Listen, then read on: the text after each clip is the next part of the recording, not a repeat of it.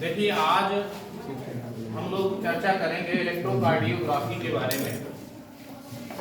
सभी लोग अभी तक आप लोग जानते रहे हैं कि डॉक्टर जो है हमेशा कहता है कि अगर हार्ट संबंधी कोई प्रॉब्लम होती है तो डॉक्टर कहता है कि ईसीजी करा। ईसीजी है क्या, इसके बारे में आज हम बात करेंगे।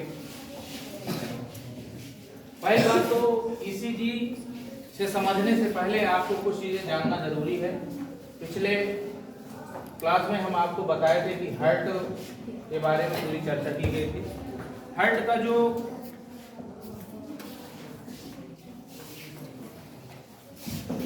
ये एट्रियम होता है, इस एट्रियम यहाँ पर दो पॉइंट होते हैं, यहाँ पर एक, यहाँ पर और एक यहाँ पर, ऐसे कुछ पॉइंट होते हैं। इन पॉइंट से इनको बोलते हैं साइनोएट्रियल नोड या ऐसे नोड के नाम से जाना जाता है। इनकी जो पेशी ऊतक होते हैं, पेशी तंतु होते हैं, उन तंतुओं में एक प्रकार का विद्युत उत्पन्न होता है। अर्थात साइनोएट्रियल नोड, ऐसे नोड जो कि यहाँ पर होता है, एट्रियम में होता है, दो पॉइंट वैसे इसके होते हैं जनरली, इसमें विद्युत उत्पन्न होती है। विद्युत बहुत ही अल्प मात्रा में उत्पन्न होती है, बहुत थोड़ा। इस अल्प मात्रा में उत्पन्न होने वाली विद्युत के प्रभाव से ही हृदय संकुचित होता रहता है और अनुशीतलन होता रहता है। अर्थात उसमें कॉन्ट्रैक्शन और रिलैक्सेशन होता रहता है, अर्थात उसमें डायस्टोल और सिस्टोल होता रहता है। और इसी वजह से धड़कन अनवरत चलती रहती है। जब तक व्यक्ति का जीवन रहता है तब तक धड़कन चलती रहती है। धड़कन अगर बंद तो आदमी मर गया। बात समझ रहे हैं? अब इसमें हम देखेंगे कि ये विद्युत जो अल्प मात्रा में उत्पन्न हो रही है, जिसके प्रभाव से हृदय धड़कता है, फूलता और पिचकता है, अर्थात डायस्टोल और सिस्टोल होता है। तो ऐसी कंडीशन में इस विद्युत जो अल्प मात्रा में उत्पन्न हो रही है साइनोएट्रियल नोड से, इस साइनोएट्रियल नोड से उत्पन्न होने वाली विद्युत को मापने के लिए एक उपकरण बनाया गया। उस उपकरण का नाम है इलेक्ट्रोकार्डियोग्राफ के नाम से जाना जाता है। जब भी आप किसी हॉस्पिटल में जाएंगे तो आपको इलेक्ट्रोकार्डियोग्राफ बड़े हॉस्पिटलों में मिलेगा। होता क्या है, इलेक्ट्रोकार्डियोग्राफ को व्यक्ति से अटैच कर दिया जाता है। अटैच करने के पश्चात उसमें उस इलेक्ट्रोकार्डियोग्राफ में जब वह चलता है तो जो विद्युत यहाँ उत्पन्न हो रही है, उस विद्युत के उत्पन्न होने के प्रभाव से एक ग्राफ बनता है, जो कि यहाँ डायग्राम में दिखाया गया है। इस डायग्राम में आपको जो ग्राफ बनता है, उस ग्राफ को कहते हैं इलेक्ट्रोकार्डियोग्राफी। क्या कहते हैं? इलेक्ट्रोकार्डियोग्राफी कहते हैं, या विद्युत हृद लेखन कहते हैं, और शॉर्टकट में इसी को ईसीजी कहते हैं। यानी कि इलेक्ट्रोकार्डियोग्राफ द्वारा जो हमें ग्राफ प्राप्त होता है, जो हमें आलेख प्राप्त होता है, उस आलेख को हम ईसीजी कहते हैं या इलेक्ट्रोकार्डियोग्राफी।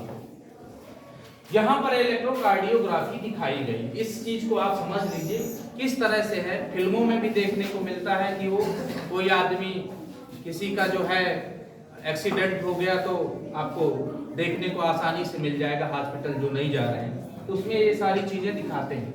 होता क्या है कि इसमें बहुत ही मिली वोल्टेज यहाँ उत्पन्न होता है। मिली वोल्टेज उत्पन्न होने को ऊपर की तरफ दिखाया गया कि कितना करंट उत्पन्न हो रहा है, और यहाँ पे टाइम ड्यूरेशन दिखाया गया है जो कि सेकंड में दिखाया गया।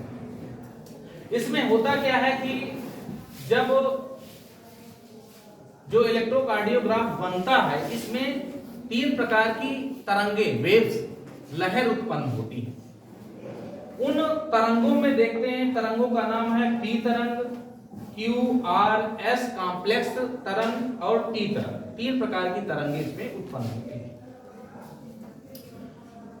इन तरंगों में होता क्या है कि जब तरंगे उठना उत्पन्न होती है, जैसे ही शुरुआत होती है तो यहाँ टाइम उसका 0 दिखाया गया है, इसी के सीध में ये दिखाया गया, टाइम कितना है 0। इसके बाद तरंग उत्पन्न होती है, उत्पन्न होने के बाद कुछ ऊंचाई पर ऊपर की तरफ जाती है, इसके बाद फिर नीचे की तरफ आती है। इतने के दौरान जो टाइम होगा वो 0.1 सेकंड का होगा, यानी कि आप समझ सकते हो सेकंड का 0.1 भाग, आप समझ रहे हैं, 1/10वां भाग कह सकते हो। तो 1/10वां, एक सेकंड का 1/10वां भाग तक ही तरंग स्थिर रहती, इसके बाद फिर खत्म हो जाती है। इसके बाद फिर क्या होता है, QRS कॉम्प्लेक्स जो तरंगे होती हैं ये उत्पन्न होती हैं, बहुत ही कम समय के लिए उत्पन्न होती हैं, माने समय वही रहेगा, टाइम ड्यूरेशन वही रहेगा। ये Q तरंग जो होते हैं वह जीरो जो वोल्टेज है, जीरो वोल्टेज से नीचे की तरफ जाती है, यानी कि माइनस में वोल्टेज चला जाता है, और ये यहाँ पर बहुत ही नुकीली होती हैं। फिर इसके बाद ये तेजी से 1 मिली वोल्ट करंट तक उत्पन्न होता है, आर तरंग। फिर इसके बाद ये भी नुकीली होती है। इसके बाद आगे जाएंगे तो एस तरंग, इसका जो वोल्टेज होगा वो 0 से भी नीचे चला जाता है। बात समझ में आ रही है? तो ये तरंगे जो कॉम्प्लेक्स तरंगे होती हैं ये नुकीली होती हैं, चाहे क्यू तरंग हो या आर तरंग हो या एस तरंग, इसीलिए इनको क्या कहते हैं, QRS तरंग के नाम से जानते हैं। सभी तरंगे नुकीली होती हैं, इनका टाइम ड्यूरेशन तीनों का जो है 0.3 सेकंड का होता है। तो आप समझ सकते हो कि लगभग सबका एक ही है, 0.1 ही। इसके बाद क्या होता है कि फिर आगे की ओर रिलैक्स होने के बाद फिर आगे जो है टी तरंग दिखाई गई है, जिसमें विद्युत लगभग 0.5 मिली वोल्ट के आसपास उत्पन्न होती है। अब इनका संकेत है क्या, इसका क्या तरंगे किस वजह से उत्पन्न होती हैं। जब भी टी तरंग उत्पन्न होती है तो जो एट्रियम होता है अर्थात अलिंद होता है, उस अलिंद में जब संकुचन होता है, कॉन्ट्रिक्शन होता है, कॉन्ट्रिक्शन के दौरान ही यह तरंग उत्पन्न होती। जब कॉन्ट्रिक्शन होगा, संकुचन होगा, प्राकुंचन होगा, सिकुड़ेगा जब, तब उस दौरान यह तरंग उत्पन्न होती है। बात समझ में आ रही है?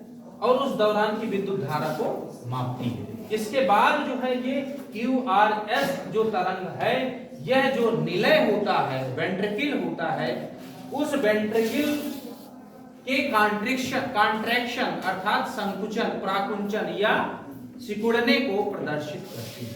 उस दौरान जो धारा उत्पन्न होगी उसको हम प्रदर्शित करके यहाँ पर दिखाते हैं, या यह जो उपकरण है वह दिखाता है, शो करता है। इसके बाद आगे जो है जो टी तरंग है, यह इसके संकुचन की अंतिम अवस्था जो होती है, अंतिम अवस्था से शुरू होकर के इसके प्रसारण अर्थात फैलाव, रिलैक्सेशन को यह टी तरंग प्रदर्शित करती है।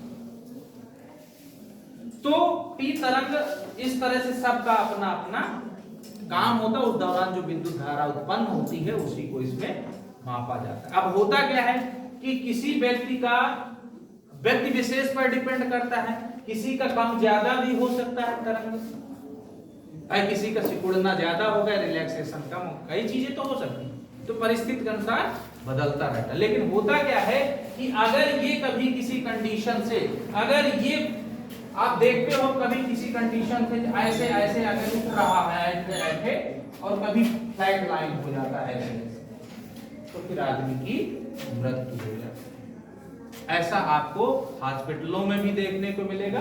फिर डॉक्टर क्या करता है, जो हार्ट होता है, हृदय होता है, उसको क्या करता है, अपने से पंप करने का प्रयास करता है।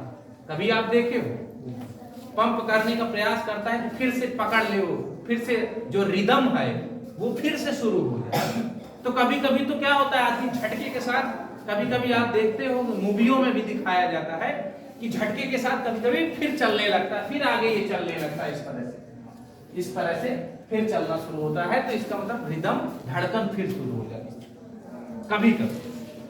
और आदमी अगर ये फ्लैट लाइन हो गया तो इसका मतलब आदमी मर गया। तो ये होता है ECG, और इसके द्वारा, ECG के द्वारा ही ब्लॉकेज का भी पता लगाया जाता है कि आर्टरी जो धमनियां होती है उसमें ब्लॉकेज क्या है, उस पर भी निर्भर करता है ईसीजी। अगर ईसीजी अगर डिसबैलेंस है तो इसका मतलब है कि धमनियों में कहीं ना कहीं ब्लॉकेज होना शुरू हो गया है। तो ईसीजी के द्वारा डॉक्टर पता लगाते हैं कि धमनियों में ब्लॉकेज है या नहीं है, इसकी जानकारी भी लेते हैं। और हार्ट अटैक जैसी जो समस्या है जिसके बारे में पिछले टर्म पे आपको बता चुके हैं, उस समस्या का निजात भी कराते हैं लोग। तो ईसीजी अगर किसी का नॉर्मल है इसका मतलब ये नहीं है कि उसमें ब्लॉकेज नहीं हो सकती। कंप्लीटली इससे पता नहीं चलता, कभी कभी ईसीजी बिल्कुल नॉर्मल होता है लेकिन ब्लॉकेज होने की वजह से जो आपको मैं बता चुका हूं धमनियों की जो वॉल होती फट जाती है, रैप्चर कर जाती है, उससे क्या हो जाता है, वो धमनियां बंद हो जाती हैं, तो ब्लड पंपिंग बंद हो जाती है, हार्ट अटैक उसी दौरान आ जाता है। तो ये रहा आपको ईसीजी के बारे में आपको बताया गया, समझाया गया, और किस तरह से यहाँ पर साइनोएट्रियल जो सिस्टम होता है, साइनोएट्रियल सिस्टम जिसको ऐसे नोड के नाम से जाना जाता है, यहाँ से विद्युत उत्पन्न होती है, इस तरह से विद्युत उत्पन्न होती है, यहाँ भी जाती है विद्युत, दोनों उसमें जाती है, ऐसा नहीं कि एक में ही जाए, दोनों में जाती है, दोनों में धड़कन चलती है। इस तरह से डायस्टोल और सिस्टोल लगातार चलता रहता है। संदीप समझ में आया कुछ कि नहीं आया? चलिए बहुत बढ़िया। और किसी को कोई चीज पूछना हो इससे संबंधित?